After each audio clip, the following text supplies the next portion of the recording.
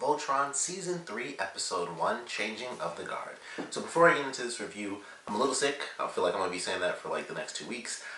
So as far as me pausing a lot and coughing and stuff like that, I just want you guys to know that's what's happening. I'm not just randomly coughing. I'm kind of sick. Getting into this, loved the first 2 seasons. Loved the first 2 seasons. I was supposed to do, because this is supposed to be like my new idea for like whenever I review Netflix shows outside of the Marvel stuff, I'll do like my first episode impression, watch the whole thing, and then review the whole season. That was supposed to be the plan, but I loved the first season so much. I went through both seasons just all the way before even reviewing a single episode. So I'm making sure that I do that right this time. And I was also thinking of changing it up solely based on the fact that this season is only 7 episodes long. And I already heard, because I looked it up, because I was like, well, if we're only in 7 episodes, when is season 4 supposed to come out? I heard it's supposed to actually premiere in October. Don't know why they did it that way, but you know what? I mean, that's not even that long of a wait. That's a couple of months. So it's actually pretty awesome that they did it like that instead of, us waiting all the way until October. So I decided, with it being split up like that and like super tiny seasons, I'm actually going to do a full season review instead of just doing like, one episode and then doing the whole season. I'm actually going to do every single episode for this one, which might take much more time because I'll episode and then review. But I wanted to do it that way just because it's so short, and I really do love it. I really love this show. Great first episode for season 3. It kind of flew by. It was really weird. Like, it starts off pretty strong. The whole episode's strong, but starts off, we got Lance and Hunk, and they're doing their thing. New planet where they're taking out the enemy. It's like, all right, Gara are bad. We're beating them up. Hunk does a cool move where he puts like the claws in the front of his lion, and then he like drills through to destroy like the turret. I thought that was a cool little moment. The dudes dropping off the ship was kind of an awesome sequence, because I was kind of wondering, because I knew they were like much tougher than a lot of the other characters. Just naturally, physically the characters were. But when it was like, we passed the drop point because it's too dangerous, we're, getting followed, the dude was like, just drop us off here, we'll take care of the rest. I was like, are they just going to hit the ground running? Because it's like 800 miles per hour, but they do the glide thing and then they kind of tuck and roll and start running. But I was like, man, if they hit the ground at this speed, that's super hardcore. I didn't know if they were like that tough, but when he said that, I was like, are they just going to drop and run? Because that would be super sweet. But it was still cool. Like, even them doing the glide thing, it just wasn't like as intense as I was thinking in my head. Like, they're just gonna hit the ground running at like 800 miles per hour. But it was super cool. They they save the village, get rid of the enemies, and then that's when things start to get more serious, because it's like, where is Voltron? People. It was almost like a buddy. Like, people were like, yeah, we heard the stories of Voltron, liberating planets, left and right. Where is Voltron? Which I thought was weird that they would even ask, because it's like, just because the lions are there doesn't mean you're always going to see Voltron. But, I kind of get it. But they're going through it, and then it's like, oh, well, they kind of skip past it, but everyone's kind of freaking out. They don't really know what to do. We have, and I like the way this is handled, because we get to see almost like this umbrella effect, where it's like, this is, the character of Shiro missing, and then this is how all the characters feel. So we have, like, Lance, Hunk, Karan, and Allura, I would say, are somewhere in the same realm, and I think Allura and Karan are probably like in a slightly different thing. Like, Lance and Hunk, I think, have like the least amount of concern, and then you have Karan and Allura, where it's like, crap, we're now doing the delegations of having these new people come in, and we know what questions they're going to ask, or we at least know one of the big questions, and we don't have much of an answer for them, and eventually we need that rallying point. So they're thinking of like, more the political side of it, where it's like, how do we rally these people to help us fight when we don't have the main beacon that rallied people to begin with. And then, like I said, with Lance and Hunk, they're kind of like detached a little bit, and then you have Pidge, who's almost completely detached from the situation, because she's dealing with her own thing, trying to find her brother, and she's going through all this research, and it's like, hey, I looked at this mask, I looked at the pants, I looked at these species and stuff. Of course, we get an awesome moment with Karan where he's like, I used to be a fashionable pirate in my day. And they do like, I'm pretty sure it's supposed to be a Gurren Lagann reference, where he has like the glasses and like the flowing cape jacket. But, we see the different elements of these characters.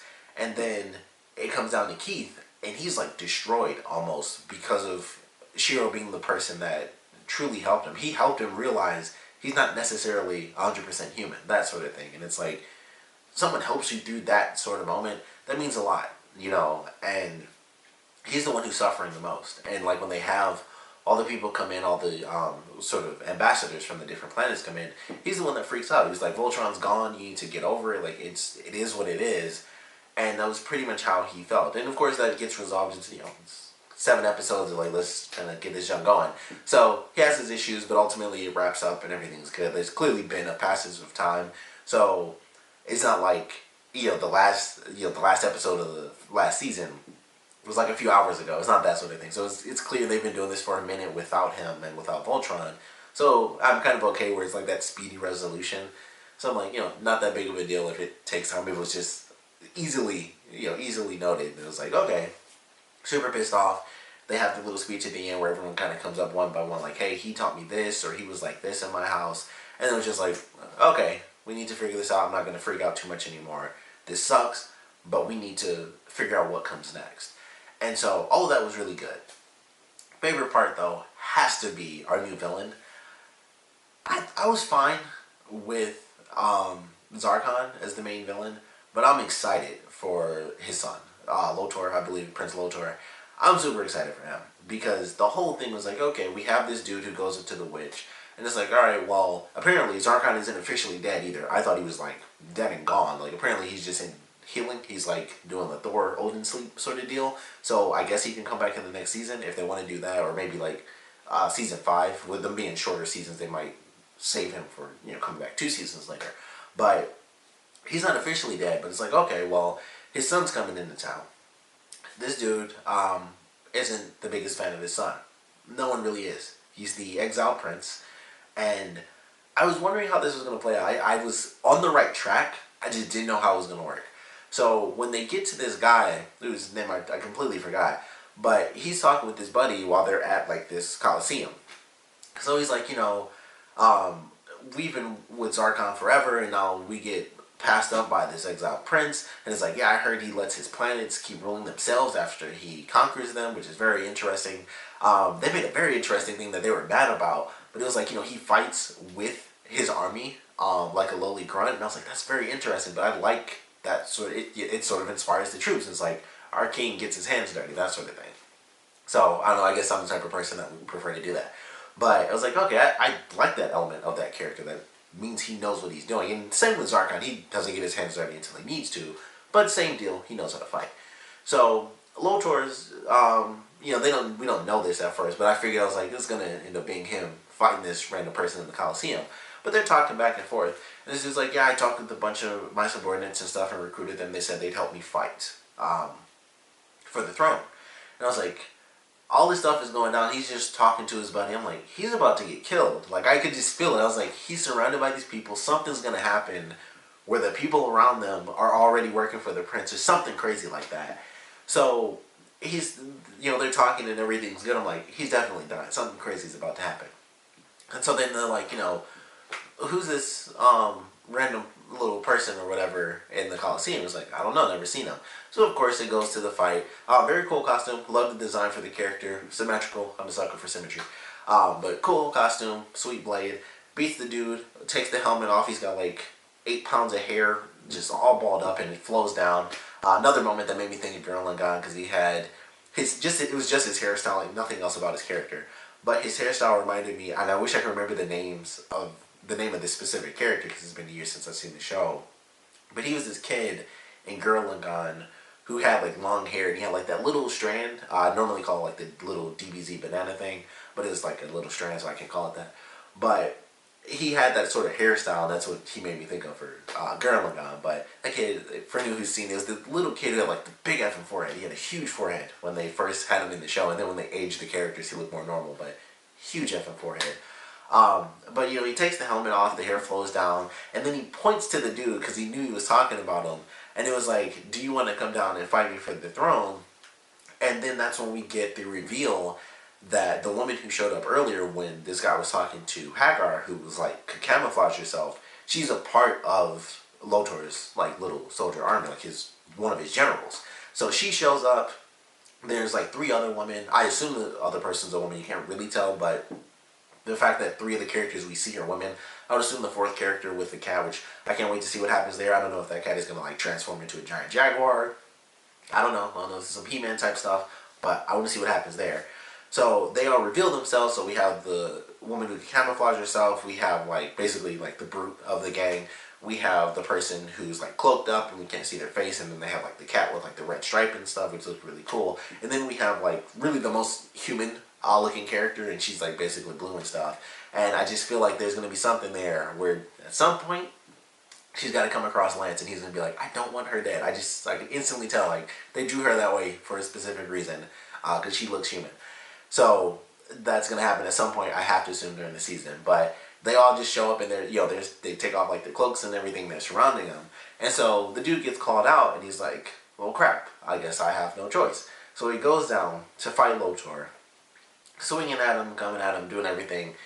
He's technically getting hits in, but of course Lotor is just deflecting or dodging, and he's like, you're skilled, I'll give you that. Like, he's super calm, almost to the point where he's cocky, but it's like, it sounds cocky, but he is legitimately more skilled than this person. It's very clear. So it sounds cocky, but it's like, no, he's just better. He actually, excuse me, it was really weird. I got this really odd feeling about him, but he reminded me, and this won't apply to everyone, but if you watch the Castlevania anime that recently came out, he reminds me of a very specific character that shows up in like somewhere. I don't want to like spoil it, but he reminds me of a very specific character that showed up in there, and it was just like the way he was speaking, and maybe it was even the same voice actor. I don't think it is, but it was just something about the way he was fighting and how skilled he was, where it was like, this is nothing to me. It made me think of the Castlevania anime, where I'm like, this isn't really a challenge for this guy. It's just sort of a test a little bit.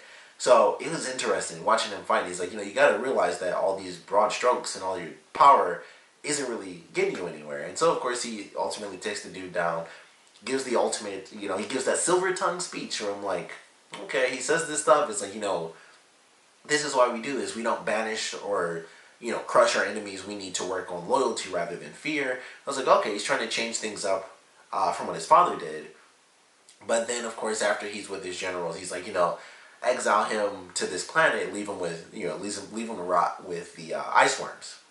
It's like, all right, so some of what he said is true, but obviously some of it is not. Like, he's not going to let insurrection play out. It's like, all right, you wanted to come at me, you suck, I beat you, and now I'm going to exile you because I'm in charge, and you will die off in this on this ice planet. And he wants to, and they even say it before he gives like his whole big speech. So the fact that he does actually let planets rule themselves is true. Like him talking about the whole loyalty thing rather than fear is almost like, my only real example I can think of is from Marvel Comics, and it's Kingpin. Kingpin, for anyone who may have only be familiar with him from like, the Daredevil show, one of his things is like, oh, this crazy cataclysmic Earth-based disaster has come along on us lowly humans, but check it out. I'm Wilson Fisk. I can protect you from these random gang members that are coming along, but when everything goes back to normal, Wilson Fisk. And that's kind of how he is, where he'll assert his dominance over the bad guys and be like, check it out, I'm actually a good guy. Now that you've gotten to know me, I've taken out these bad guys and I'm protecting you. Food, water, whatever you need, that's me. But then when everything's back to normal, it's like, remember when I was a good person and I took out all those villains?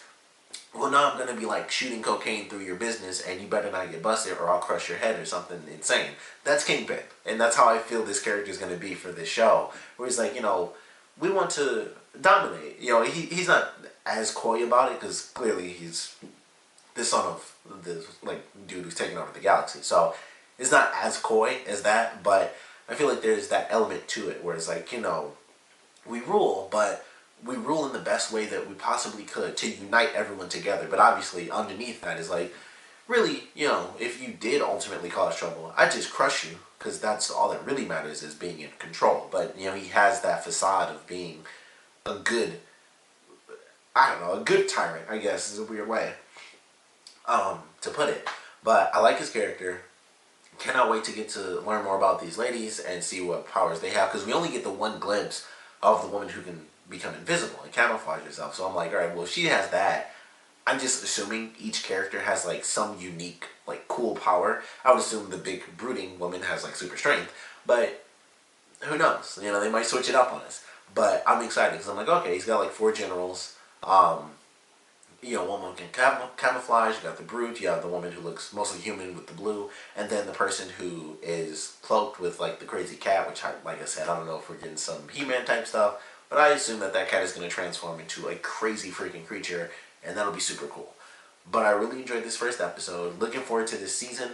Like I said, I am going to be doing every single episode, so it might take a minute for me to do it with like the other shows that I'm doing. But I'm excited for this. It sucks that it's only 7 episodes, but with them doing it this way, where it's like, hey, here's 7 completed episodes, and then, a couple months later, boom, here's the next 7, or something like that. I wouldn't hate that. I think that would actually be great. Just because, it takes a long time to do animation. And I'm used to it, trust me. I watched the current Ninja Turtles. Excuse me.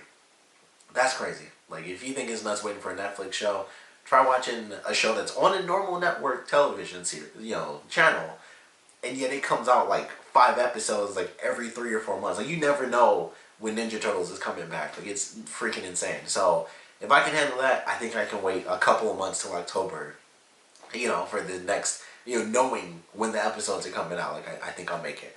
But I'm looking forward to this season, of course. Would love to know what you guys thought about this first episode, so please comment below. Let me know your favorite parts about it, your least favorite parts about it. Definitely want to know what you guys are looking forward to in this season, what your expectations are. For me, I'm mostly curious what happened to Shiro. With the way they ended the last season, I think it was a reference to the original series where the main paladin of the Black Tiger or Black Lion is actually killed. They didn't truly do that.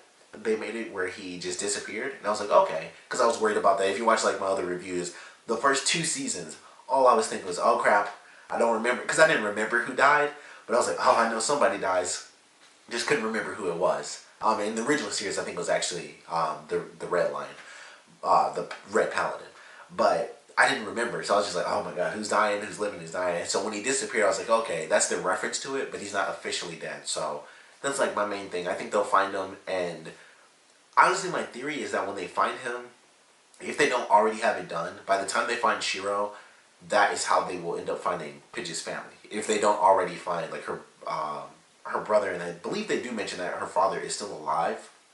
I just really can't remember. So, that's my theory on it. That's how that'll kind of play out. As they get closer to finding Shiro, either it'll be before or at the same time, coincidentally. That's how they'll end up finding the rest of Pidge's family and stuff. But that's my big theory. I also do think that Voltron will go beyond just this first season, especially since it's only 7 episodes. I do think he'll go beyond his first season. I said this first season, but his first season. And with them still having Zarkon, I think they will save him. Maybe save him for, like I said, season 5 or season 4 already being set to come on October. I think it makes a lot of sense to actually at least have, 14 full episodes or whatever of Lotor as the villain. Maybe when we get to season 4, Zarkon will wake up and they won't have killed Lotor yet, and so it'll be both of them working together, and the exiled prince will be officially welcomed back. Hey, you did some great stuff. You couldn't beat him, but neither could I. Or he'll be a douchebag. You couldn't beat him, you suck. Who knows how that'll play out. But I'm looking forward to this season for sure. Those are my couple theories on it, but like I said, we'll love to know what you guys thought about this first episode of season 3. Definitely want to know what theories you guys have as well, so please put your comments down in the comment section below. And of course, thanks for watching.